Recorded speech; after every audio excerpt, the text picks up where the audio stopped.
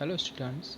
जैसे कि आपने अभी की पीछे की सैटरडे की लास्ट वीडियो में देखा था कि हम चैप्टर 5 में अपने पूरा फॉरेन ट्रेड पढ़ा था कि फॉरेन ट्रेड क्या होता है, फॉरेन ट्रेड की करैक्टरिस्टिक्स क्या होती हैं, कौन कौन से काइंड्स होते हैं टोटल ट्रेड के। उसमें हमने दोनों टाइप के ट्रेड पढ़े थे। ठीक है, कौन कौन सी उन्हें डिफ़िकल्टीज फेस करनी पड़ती हैं या फिर उनकी जो भी कठिनाइयाँ होती हैं व्यापार करने में, विदेशी व्यापार करने में, वो कौन कौन सी कठिनाइयों का सामना करना पड़ता है। ठीक है, तो वो हमने चैप्टर 5 में अपना पूरा क्लियर कर लिया था। चैप्टर 5 तक वहीं तक लास्ट था, लास्ट सैटरडे तक। अब स्टार्ट करेंगे चैप्टर 6। ठीक है, तो चैप्टर 6 का नाम मैं बता दूं क्या है। अभी हम विदेशी व्यापार से ही रिलेटेड सारी बातें लेके चल रहे हैं। तो चैप्टर 6 का नाम है condition of purchase and sale in foreign trade. मतलब क्या कि जब हम विदेशी व्यापार करते हैं तो क्रय विक्रय की क्या शर्तें होती हैं। क्रय विक्रय क्या, जो कि जब भी मैं फॉरेन ट्रेड करूँगा तो परचेज और सेल के पॉइंट होते होंगे कि कैसे कैसे करना है काम को, कैसे कैसे नहीं करना है। तो वो अब हम इस चैप्टर के अकॉर्डिंग समझेंगे कि कैसे करते हैं फॉरेन ट्रेड। ठीक है, तो बात करते हैं। सबसे पहले एक फर्स्ट पॉइंट दिया है विदेशी ऑर्डर। विदेशी ऑर्डर क्या होता है, इंग्लिश में बात करूँ तो फॉरेन ऑर्डर, कि जब आयात करता है क्या, कि जब माल विदेश से हमारे पास आ रहा है, माल मंगाने का आदेश सीधा उत्पादक, उत्पादक मतलब जहाँ पर माल बनता है या निर्माता के पास भेजता है, या जो माल बनाता है उसके पास ऑर्डर भेजता है, तो उसे हम क्या कहते हैं, विदेशी ऑर्डर। मतलब क्या, जो इंसान माल मंगा रहा है और वो ऑर्डर किसे दे रहा है, डायरेक्ट जहाँ पर प्रोड्यूसर है, जहाँ पर वो चीज़ बनती है, वहाँ पर प्रोडक्ट वो बनता है वहाँ पे, और वहाँ पर डायरेक्ट वो क्या भेजता है, ऑर्डर भेजता है, तो उसे हम क्या कहते हैं, विदेशी ऑर्डर कहते हैं। ठीक है, इंग्लिश में बात करें तो when the order of importing goods, मतलब क्या, जब इम्पोर्ट करा हुआ goods sent directly to the producer, किसे भेजा जाता है, डायरेक्ट प्रोड्यूसर को भेजा जाता है, या फिर मैन्युफैक्चरर को जो माल को बनाता है। It is called foreign trade, foreign order, sorry. ठीक है, इसके बाद पढ़ते हैं हम इंडेंट। इंडेंट क्या होता है, अभी समझना, फॉरेन ऑर्डर समझ में आ गया होगा, होप सो। अब इंडेंट के बारे में और पढ़ते हैं कि इंडेंट क्या होता है और उसके कौन कौन से टाइप्स होते हैं। ठीक है, इंडेंट क्या है कि जब आयातकर्ता, मतलब जो माल मंगा रहा है, जो हमारे देश में माल आ रहा है, आयातकर्ता माल मंगाने के लिए आदेश सीधा निर्माता को ना भेजकर, निर्माता मतलब जो वहाँ पर प्रोड्यूसर करता है, जो प्रोडक्ट बनाता है, उसे ना भेजकर अभिकर्ता को भेजता है। अभिकर्ता को बोलते हैं एजेंट। ठीक है, मतलब वो जहाँ पर माल बनता है उसे नहीं भेज रहा, जो उनका एजेंट है उन्हें भेज रहा है वो चीज़ें, तो उसे क्या कहेंगे, हम इंडेंट कहेंगे। ठीक है, विदेशी ऑर्डर में क्या फ़र्क था कि विदेशी ऑर्डर में कहाँ भेजा जाता है, डायरेक्ट निर्माता के पास, और इंडेंट में कहाँ भेजा जाता है, डायरेक्ट एजेंट के पास या अभिकर्ता के पास। ठीक है, इसमें उसके टाइप्स बताएं कि ये दो टाइप्स के होते हैं, कौन कौन से। एक होता है खुला इंडेंट और एक होता है बंद इंडेंट। ठीक है, अगर मैं इंग्लिश में बात करूँ कि इंडेंट क्या है, तो when an order is not send directly, मतलब क्या, जब कोई order is not send directly, सीधे नहीं भेजा जाता टू द मैन्युफैक्चरर, मैन्युफैक्चरर को, फॉर इम्पोर्टिंग, आयातकर्ता द्वारा, goods and sending it to the agent, वो किसे भेजा जाता है, एजेंट को भेजा जाता है, तो इसे क्या बोलते हैं, इट इज़ कॉल्ड इंडेंट।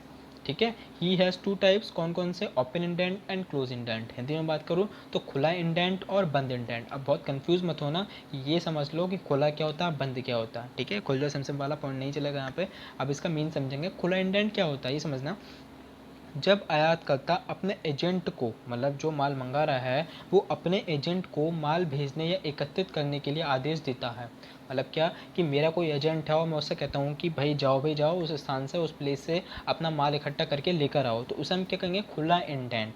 मतलब क्या, जिसमें एजेंट स्वतंत्र रहता है, उसे बस ऑर्डर चाहिए होता है, या एजेंट बिल्कुल स्वतंत्र है सब अपना माल उठाने के लिए। जब उसे पता चल जाता है कि माल बन गया है तो माल उठा लो और उसे पहुंचा दो, तो उसे हम बोलते हैं खुला इंडेंट। ठीक है, ओपन इंडेंट।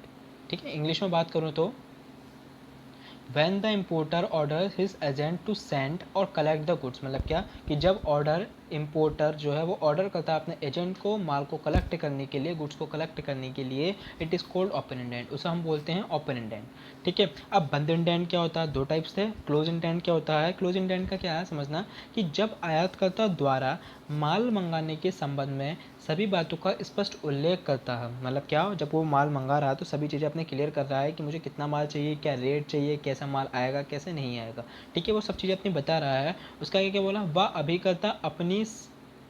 अभिकर्ता को अपनी समझ से कोई भी कार्य करने का आदेश नहीं दिया जाता। मतलब क्या, वहाँ पे एजेंट से कह दिया जाएगा कि आप अपनी मर्जी से कोई काम नहीं करोगे जब तक मैं नहीं कहूँगा, जब तक मेरा ऑर्डर नहीं आएगा। ठीक है, तब तक कोई भी आदेश, कोई भी काम नहीं करोगे आप, ठीक है। तो उसे बोलते हैं बंद इंडेंट। उसमें क्या कुछ कुछ शर्तें होती हैं। अब देखो भाई, खुला है तुम स्वतंत्र हो तो उसमें कोई शर्तें नहीं है, लेकिन जो बंद है उसमें शर्तें मिल जाएंगी आपको। वो स्वतंत्र नहीं है, स्वतंत्र वो किस समय होगा, कैसे होगा, उसे क्या क्या काम करने पड़ेंगे, तो उसमें वो शर्तें लागू करेगा अपनी, ठीक है। इंग्लिश में बात करें तो क्या होता है close indent, when the import make clear mention of all the things. मतलब क्या कि जब एक इम्पोर्टर सब चीज़ें क्लियर कर देता है, सारी चीज़ें बातें क्लियर कर देता है उनकी सोच को regarding the shipment of goods, मतलब क्या माल से लेकर। If the agent is not order to do any work, कि जब तक भी कोई काम नहीं करा जाएगा, जब तक आपको कोई आदेश नहीं दिया जाएगा, ऑर्डर नहीं दिया जाएगा फ्रॉम हिज अंडरस्टैंडिंग, अपनी समझ से, मतलब क्या अपनी समझ से वह कोई भी काम नहीं करेगा जब तक उसे आदेश नहीं दिया जाएगा, देन ही इज़ कॉल्ड या क्लोज इंडेंट, ठीक है। तो उसे हम क्या कहते हैं, क्लोज इंडेंट कहते हैं। In this he would follow various things, मतलब क्या इनमें बहुत सी बातों का स्पष्ट उल्लेख करा जाता है, बहुत सी बातें वो फॉलो करके चलता है। तो बातें सुनेंगे, बातें समझेंगे क्या क्या बातें होती हैं, ठीक है। बातें ये हैं हमारी, देखो भाई बातें कर लेते हैं चलो आज बैठ के। बातें क्या हैं कि सबसे पहले है माल का गुण। माल का गुण मतलब अगर मैं इंग्लिश में बात करूँ तो क्वालिटी ऑफ गुड्स। अब तो सीधी सी बात है कि जब मैं विदेश से माल मंगा रहा हूँ, मैं विदेशी हूँ, मैं विदेश से काम करवा रहा हूँ अपना, तो मैं क्या क्वालिटी भी तो देखूंगा कि जो मुझे क्वालिटी यहाँ नहीं मिली वो मुझे विदेश में क्वालिटी मिल रही। तो मैं किस टाइप की क्वालिटी चाहता हूँ, एक हायर क्वालिटी चाहता हूँ, एक लोअर चाहता हूँ, किस टाइप की क्वालिटी चाहता हूँ, तो मुझे पता होनी चाहिए, ठीक है। माल की मात्रा, क्वान्टिटी ऑफ गुड्स, क्या कि माल की कितनी मात्रा आ रही है। अगर कम आ रही है तो नॉर्मल किसी के थ्रू भिजवा दूंगा, ज़्यादा आ रही है तो मुझे शिपमेंट यूज़ करना पड़ेगा वहाँ पर, मतलब क्या जहाज यूज़ करना पड़ेगा वहाँ पर। क्लियर पॉइंट, ठीक है। थर्ड पॉइंट है दिखावट व चिन्हित करना। दिखावट का मतलब वहाँ से वो नहीं है कि दिखा रहे हैं कि हाँ भाई हम देखो कितने अमीर हैं, कितने अमीर ख़ानदान से हैं हम, तो वो दिखावट वो मतलब नहीं है इसका। इंग्लिश में बात करूँ तो मेकअप एंड मार्किंग, तो इसमें मेकअप का वो भी मतलब नहीं कैसे मतलब ब्यूटी पार्लर से, ठीक है। इसका मतलब क्या है कि मैं टोटल कितना माल ले रहा हूँ, अगर मैं उस माल को ले रहा हूँ तो उसे मैं चेक करूँगा। चेक करने का मतलब यहाँ पर दिखावट यूज़ करा गया है, और उसे चिन्हित करूँगा। चिन्हित मतलब मार्क करूँगा कि इस पर टिक लगा लूँगा कि हाँ मैं ये माल उठा के अपने जहाज़ में ला चुका हूँ, अपने जहाज़ पर रख चुका हूँ, उसे शिपमेंट कर चुका हूँ, ठीक है। इसका मतलब यहाँ पर ये है। 4 पॉइंट है मूल्य, या फिर इंग्लिश में बात करूँ तो प्राइस। क्या मतलब कि मैं टोटल कितने रुपए का माल उठा रहा हूँ, कितनी उसकी वैल्यू है, कितने रुपए के माल मैं अपने जहाज़ में लेकर साथ में चल रहा हूँ, ठीक है। फिफ्थ पॉइंट है जहाज का नाम तथा समय, name of the ship and time. मतलब क्या कि जहाज का नाम क्या है। अभी देखो जैसे ट्रेन चलती है, ट्रेन का नाम होता, बाइक चलती है, बाइक का भी नाम होता, कार चलती है, कार का भी नाम होता है। वो वाले नाम नहीं कि ये सुजुकी या मारुति, वो नहीं, उसके पीछे जो नंबर प्लेट लगी हुई होती है, ठीक है, वो होती हैं। ऐसे ही हमारे शिप होते हैं कि शिप के भी टाइप्स होते हैं, कि शिप के क्या टाइप्स नॉर्मली, कि वो कैसा शिप है, किसके अरेंज है, कौन सा शिप है, ठीक है। तो वो टाइप और उसका टाइम, कि वो किस टाइम चला है हमारे साथ, किस टाइम माल लादा गया है, सारे टाइम टू टाइम फिल होती हैं उसमें सारी चीज़ें, ठीक है। फिर 6 पॉइंट है सामुद्रिक बीमा या मैरिन इंश्योरेंस। बीमा सबको पता है बीमा क्या होता है, बीमा क्यों कराया जाता है, किस लिए कराया जाता है। बाई चांस अगर मेरी किसी चीज़ का बीमा है, वो चीज़ चुर गई, या मैं ही हूँ, मेरा ही बीमा, मैं कहीं ठुक गया, मर गया जाके, और मैं किसी को तो प्रॉफिट मिलेगा, किसी को तो बेनिफिट मिलेगा, ठीक है। तो ऐसे होता है मैरिन इंश्योरेंस। मैरिन इंश्योरेंस क्या है कि अगर जहाज़ में किसी कारणवश कोई माल ख़राब हो जाता है, या फिर जहाज़ में को डूब जाए, मैं कहीं नहीं कह रहा कहीं डूब जाए, अगर बाई चांस किसी कारणवश जहाज डूब जाए, या किसी पानी हल्का सा लीकेज की वजह से, या किसी भी कारण से वो माल ख़राब हो जाए, तो अगर इसका इंश्योरेंस है, ठीक है, तो वो शिपमैन, वो जहाज़ की कंपनी आपको इंश्योरेंस आपका प्रोवाइड करवा देती है कि हाँ हमसे अगर मिस्टेक हुई है तो आपको मैरिन इंश्योरेंस हो जाएगा, या समुद्र का बीमा हो जाएगा, ठीक है। 7 पॉइंट है पेमेंट सिस्टम। पेमेंट सिस्टम क्या कि क्रेडिट कार्ड से कर रहे हैं, डेबिट कार्ड कर रहे हैं, कैश प्रोवाइड कर रहे हैं, लोन प्रोवाइड कर रहे हैं, बैंक से प्रोवाइड कर रहे हैं, क्या चीज़ प्रोवाइड कर रहे हैं, तो पेमेंट का सिस्टम क्या है, ठीक है। मतलब क्या आप डायरेक्ट पैसा दे रहे हैं, या आप उधार ले रहे हैं, या आप क्रेडिट कार्ड के थ्रू कर रहे हैं, उसमें ये सारी चीज़ें फॉलोअप होंगी।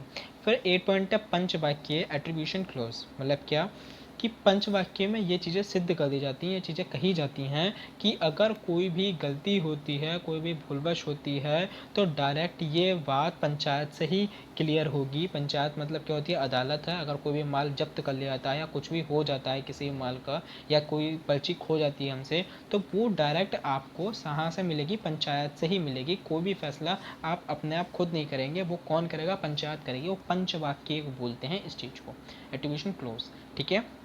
तो इसमें हमने टोटल कुछ चीज़ें पढ़ी। क्या नंबर 1 में बात करूँ तो विदेशी ऑर्डर, ठीक है।